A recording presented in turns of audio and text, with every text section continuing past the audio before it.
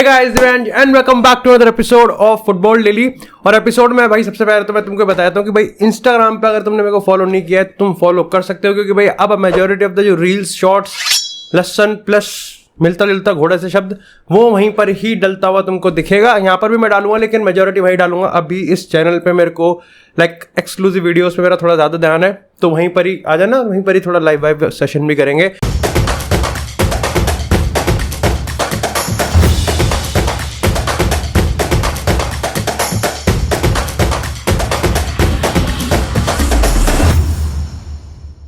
और भाई इसी के साथ हम बात करते हैं आज इंडियन फुटबॉल से लेके। और भाई यहाँ पर बहुत सारी चीज़ें हुई हैं। सबसे पहले भाई यहाँ पर कल ईसी मीटिंग हुई है जिसमें काफ़ी ऐतिहासिक तो मैं नहीं कहूँगा लेकिन हाँ मिनी ऐतिहासिक कदम लिए गए। सबसे पहले जो फीमेल फुटबॉलर है उनकी अब सैलरी पर एनम यहाँ पर मिनिमम 3.2 लाख कर दी। और ये बहुत ज़्यादा ज़रूरी है भाई, क्योंकि यार देखो आप ये पैशन वैशन सब अच्छा लगता है, बहुत सही लगता है, लेकिन आज की जो दुनियादारी है उसका एक कड़वा सच है कि भैया अगर आपके जेब में पैसा नहीं है तो आप चाहे पैशन हो, चाहे पैशन फ्रूट हो, चाहे कटहल हो, चाहे यहाँ पर कुछ भी हो, लेकिन आप सर्वाइव नहीं कर सकते। फॉर सर्वाइवल आपके पास पैसा होना ज़रूरी है। और ऐसे में जो लोग जो बंदे और जो लड़कियाँ या जो लड़के जो हमारे लिए यहाँ पर मेहनत कर रहे हैं इस देश को प्राउड फील करवाने के लिए, एटलीस्ट भाई हम उनका ख्याल तो रख सकते हैं। और ये काफ़ी अच्छा कदम है। इसी के साथ भाई यहाँ पर ये कंफर्म कर दिया गया है कि भाई अभी फॉर नाउ आईएसएल में रेलीगेशन नहीं होगा। रेलीगेशन तब तक नहीं होगा जब तक आईएसएल में 16 टीम्स नहीं होंगी। लेकिन जो यहाँ पर पंजाब जीती थी, जो कि डेफिनेटली दिल्ली का स्टेडियम यहाँ पर यूज करने वाली है, वो यहाँ पर इस फ्रेंचाइज में एंटर कर सकती है आईएसएल में। कल्याण चौबे यानी कि जो हमारे प्रेसिडेंट है एआईएफएफ, उन्होंने यहाँ पर ये चीज़ कंफर्म करी है कि भैया जो लीगल प्रोसेस है वो ऑलरेडी स्टार्ट हो चुका है। और अगर वो सारे क्राइटेरिया को मीट करते हैं तो हमको नेक्स्ट सीजन आईएसएल में, जो कि अक्टूबर में स्टार्ट होने वाला है, वहां पर ये टीम भी ऐड होती हुई दिखेगी। इसी जो तीसरी चीज उन्होंने स्टार्ट करी है वो है यहाँ पर डायमंड प्रोजेक्ट। अब डायमंड प्रोजेक्ट के अंडर भाई यहाँ पर बहुत सारी चीजों को डेवलप किया जाएगा ग्रास रूट लेवल से, और साथ ही साथ भाई यहाँ पर इंस्टीट्यूशनल टीम्स को भी अब लाया जा रहा है। और जो सबसे बड़ा फैसला लिया है वो ये है कि भैया स्टेट लीग से और हीरो आई लीग से फॉरेन प्लेयर्स को बैन कर दिया गया है। और ये स्टेप ना बहुत पहले से लेते हुए आ रही थी, लेकिन जो स्टेट एसोसिएशन और लीग्स थी उनका यहाँ पर काफी रेबेल आता था, लेकिन अब उस चीज से भी इन्होंने पल्ला झाड़ लिया है, इन्होंने यहाँ पर बैन कर दिया है। इसका रीजन मेरे को भी ठीक लगा कि एटलीस्ट जो लोअर लीग्स होती हैं वहां पर इंडियन टैलेंट्स को ढूंढना भी बहुत ज्यादा जरूरी है। मैं मिल गया ना। लेकिन इसी के साथ यार बात करते हैं अब थोड़ी सी यहाँ पर व्यूज। मेरा मतलब है कि लियोनेल मेसी की, तो भैया लियोनेल मेसी की यहाँ पर मार्केटिंग हो चुकी है। बहुत कम बार ऐसा होता है कि यहाँ पर Barcelona La Liga same page पे होते हैं, लेकिन अगर तुम इस फुटबॉल डेली के एक रेगुलर व्यूअर हो तो तुमको पता है कि हम स्टोरी को डेवलप करते जा रहे हैं स्टेप बाय स्टेप। और मैंने तुमको रिसेंट स्टोरी में बताया था कि यहाँ पर लियोनेल मेसी के रिगार्डिंग बार्सिलोना इस वीक कभी भी ला लीगा को अपना जो प्रोजेक्ट है वो शोकेस कर सकती है, और कल यहाँ पर ऐसा ही हुआ है। सबसे पहले यहाँ पर ला लीगा ने मेजॉरिटी ऑफ द पॉइंट्स पे डिस्कस कर लिया है और एग्री भी कर लिया है। वो ये मानते हैं और वो समझते हैं इस चीज को कि भैया बार्सिलोना और लियोनेल मेसी के बीच में जो कॉन्ट्रैक्ट है या फिर जो कॉन्ट्रैक्ट है वो ऑलमोस्ट एस्टैब्लिश हो चुका है, सब चीज एग्रीड है, बस यहाँ पर ला लीगा की मुहर लगनी बाकी है। तो क्या वो मुहर लग गई? अब देखो ये थोड़ा सब्जेक्टिव है, क्योंकि एक्चुअली में कुछ पॉइंट ऐसे हैं जहां पर अभी भी ला लीगा ने बारसा को कहा है कि भैया घूम जाओ, वहां जाओ और फिर वापस आना। और ऐसे में यहाँ पर जो दूसरा प्रोजेक्ट है वो कंफर्मेशन कर सकता है कि हाँ भैया ला लीगा ने हस्ताक्षर कर दिए हैं, ला लीगा ने सिग्नेचर कर दिया है, और लियोनेल मेसी बार्सिलोना के बीच में जो हम मान रहे थे कि ला लीगा खड़ी होगी वो भी शायद से नहीं होगी। इसका एक बहुत ही सिंपल एक्सप्लेनेशन ये है कि जेवियर तेवेस चाहे कितना ही चूतिया हो, लेकिन उसको ये पता है कि लियोनेल मेसी का ला लीगा में आना बहुत ज़्यादा ज़रूरी है। अगर ला लीगा को अपनी फाइनेंशियल पावर, मॉनेटरी पावर और यहाँ पर अगर रेवेन्यू या फिर व्यूअर्स वॉचिंग की भी बात करें, इन सबको मेंटेन करना है, क्योंकि मेसी या फिर रोनाल्डो इन दोनों प्लेयर्स के छोड़ने के बाद ला लीगा को डिटीरियोरेट हुआ है भाई, ये मानो या ना मानो। इनकी स्पॉन्सरशिप, इनकी रेवेन्यू घटी, और जिस तरीके से प्रीमियर लीग की फाइनेंशियल पावर बढ़ रही है, या फिर हम कहें जिस तरीके से सीरिया में भी कॉम्पिटिशन बढ़ रहा है, यहां पर बहुत जरूरी है कि ला लीगा एटलीस्ट अपना सेकंड पोजीशन तो क्लेम कर ले।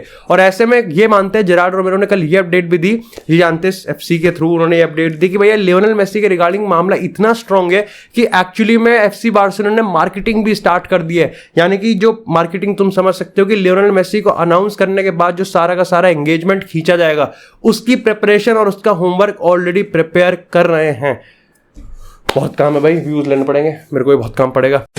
लेकिन इसी के साथ यार बात करते हैं अब थोड़ी सी गुंडगन की। अब भाई कल यहाँ पर थोड़ा सा ना मामला अलट पलट सा हो गया। जी बहुत कम बार ऐसा होता है जहां पर मैं गलत होता हूं। मस्त जोक मारा रे, ये हंस रे हलकट हंस। लेकिन कल भाई यहाँ पर जेरार्ड रोमेनो ने अगेन जानते एफसी के थ्रू उन्होंने ये चीज कहा कि जो बंदा यहाँ पर गया था ऑफिस में वो कोई गुंडोगन का एजेंट नहीं था, बल्कि एक्चुअली में वो इंटर वाले थे और इंटरनेशनल के ऑफिशियल्स यहाँ पर बार्सिलोना में मिलने आए थे। और इसके पीछे रीजन बताया गया कि भैया देखो जॉर्डी अल्बा, वो भी मैं तुमको बताऊंगा, जॉर्डी अल्बा, फ्रैंक कैसी और बहुत सारे ऐसे प्लेयर्स हैं जो इन दोनों क्लब्स के बीच में नेगोशिएट हो रहे हैं, जिसमें यहाँ पर ब्रोजोविच का नाम भी है और बाकी प्लेयर्स भी इस समय यहाँ पर रडार पे हैं दोनों क्लब्स के। अब ऐसे में क्या हम ये मान के चले कि गुंडोगन वाली डील ऑफ है? देखो अभी भी यहाँ पर 90% अगर स्पेनिश रिपोर्ट्स की बात करें तो गुंडोगन की डील बिल्कुल बिल्कुल कंफर्म है। बस यहां पर वो बंदा वो नहीं था जिसको हम गुंडोगन का एजेंट मान रहे थे। उन्होंने तो खैर एजेंट ने सामने आके कहा कि नहीं नहीं ऐसा कुछ नहीं है। हाँ उसने ये जरूर कहा है, देखो इंपॉर्टेंट भाई तुम्हारा खिलाड़ी हो चुका है, उसने ये चीज कहा कि मैं वहां ऑफिस में नहीं था।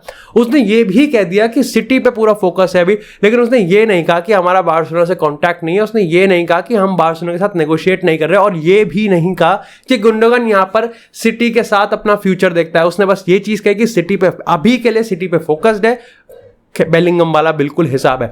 अब बात थोड़ी सी यहाँ पर कैसी वगैरह भी कर लेते हैं, थोड़ा सा ओल्ड गार्ड की अगर हम बात करें।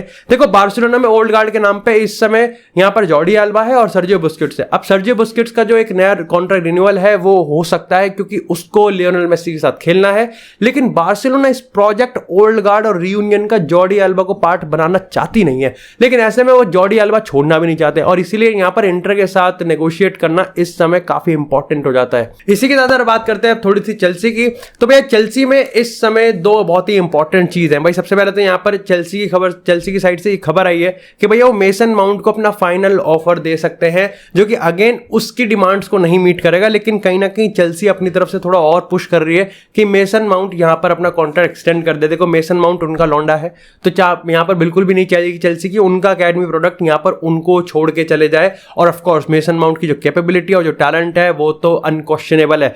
लेकिन यहाँ पर अगर लिवरपूल की बात करें तो भैया लिवरपूल इस रेस में अभी भी पीछे नहीं है, वो फ्रंट रनर ही है। यहां पर कहते हैं कि म्यूचुअल है कि भाई मेसन माउंट को भी लिवरपूल ज्वाइन करना है और लिवरपूल भी चाहती है कि मेसन माउंट उसको ज्वाइन करे। अब जो दूसरी इंपॉर्टेंट अपडेट है वो एल मुंडो से आती है।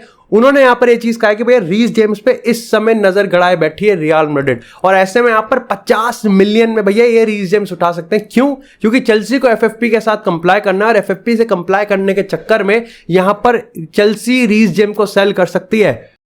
अरे बाबा टाइम बहुत खराब आ गया है।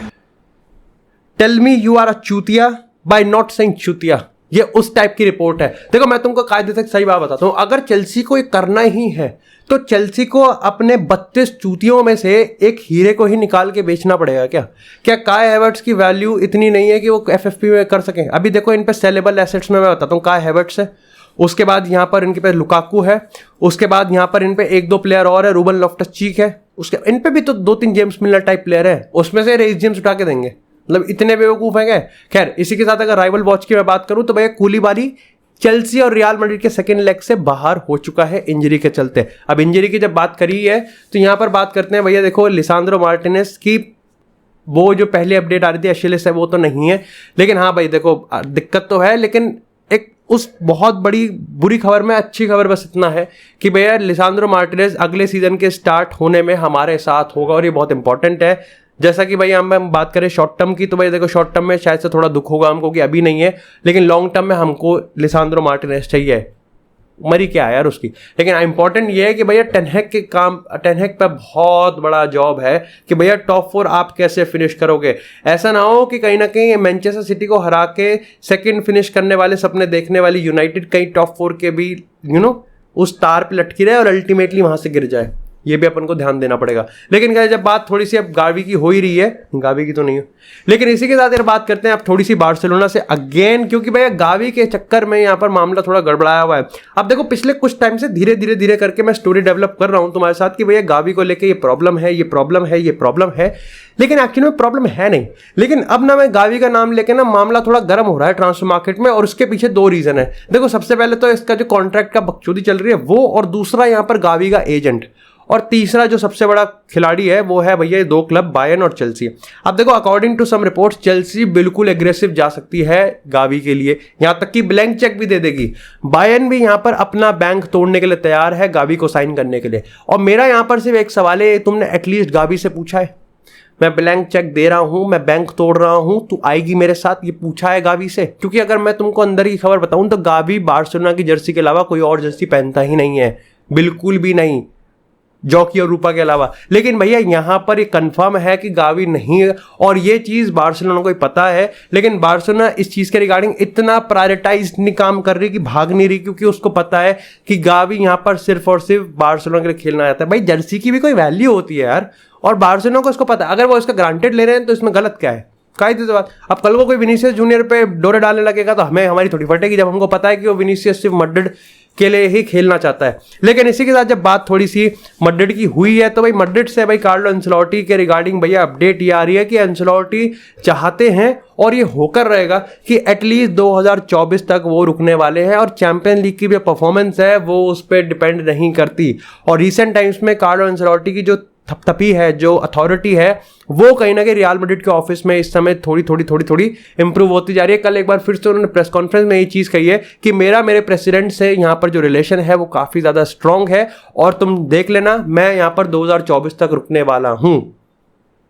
वैसे डू लेट मी नो आप क्या चाहते हो कि कार्लो एंसेलोटी रुके या जाए। अब देखो पर्टिकुलरली मेरे को लगता है कि अगर आप कार्लो एंसेलोटी को रुकवा रहे हो तो एटलीस्ट भाई उसको थोड़ा ट्रांसफर मार्केट में बैक करो यार, इस स्क्वाड के साथ आप नहीं चल सकते।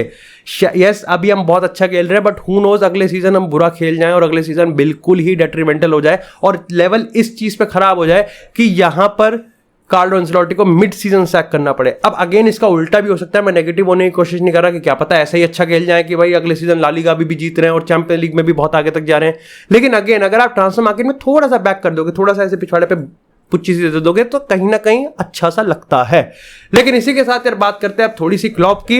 यार क्लॉप को लिवरपूल को कितनी बार बचाना पड़ता है, पर्टिकुलरली लिवरपूल के ओनर्स को। और एक बार फिर से जब क्लॉप से अपने प्रेस कॉन्फ्रेंस में लिवरपूल ओनर्स के रिगार्डिंग पूछा गया और आगे के फ्यूचर के बारे में पूछा गया तो उन्होंने क्लॉप ने काफी बोल्ड वर्ड्स में उन्होंने ये चीज कहा कि देखो सबसे पहले तो हम लोग 12 मिडफील्डर्स की तरफ देख रहे हैं, तो हम लाइक इवेंचुअली हम मिडफील्डर्स लेके आएंगे। दूसरी चीज, तुम चाहते हो कि मैं अपने ओनर्स को गाली दूं यहां से बैठ के, तो वो नहीं होने वाला, क्योंकि पैसा मेरा नहीं है, पैसा ओनर्स का है। उसको कैसे खर्च करना है कैसे नहीं करना है ये ओनर्स देखेंगे। अब तुम अगर मेरे से बार बार पूछते रहोगे कि भाई तुम पैसे कब खर्च करोगे, पैसे कब खर्च करोगे, तो यर्गन क्लॉप उसका आंसर नहीं है, उसका आंसर लिवरपूल के ओनर्स हैं। तुम भैया उनसे जाके पूछो, मेरे से नहीं पूछ सकते। उन्होंने ये कहा कि मैं लिवरपूल के ओनर्स से बिल्कुल भी नाराज नहीं हूं, क्योंकि बहुत सारी चीजें ऐसी होती हैं जो कि मैनेजर के हाथ में नहीं होती और ओनर्स ही देखते हैं, तो ये सवाल ओनर्स तक ही रहना चाहिए।